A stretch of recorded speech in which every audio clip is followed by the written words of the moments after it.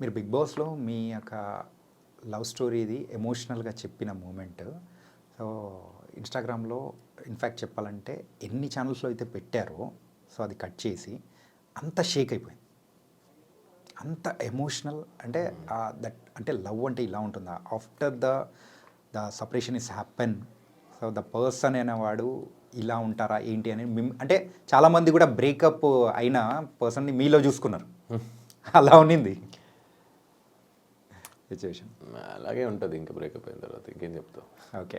And బయటికి వచ్చిన తర్వాత ఆదివారం పరివారం దాంట్లో మీరు పార్టిసిపేట్ చేశారు కదా? అవును. ఎలా న్యూ ఇయర్ అనిపించింది? ఎపిసోడ్ బాగా అనిపించింది. It was good. After long time మా స్టేజ్ ఎక్కడం వల్ల మా బ్యాచ్ అందరూ కలవడం. Everyone are my friends there actually. Someone specials also happen. Everyone are special to me there.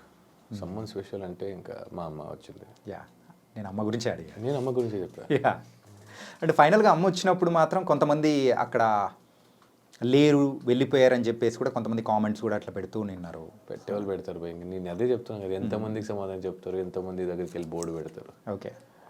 ఇప్పుడు నేను ఎవరికి చెప్పాలో వాళ్ళకి అర్థమై ఉంటుంది, ఎవరు అర్థం చేసుకోవాలో వాళ్ళకి చెప్ప అవసరం లేదు.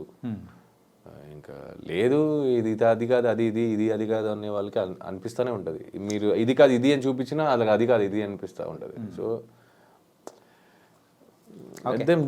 కాళ్ళు లాగే వాళ్ళు కాళ్ళ సింపుల్ చెప్పాలంటే వద్దు అది ఇదే కూడా అదేనా? కాళ్ళు లాగే వాళ్ళు కాళ్ళ దగ్గర ఉంటారు, ప్రేమించే వాళ్ళు మనసులో ఉంటారు. అయిపోయింది.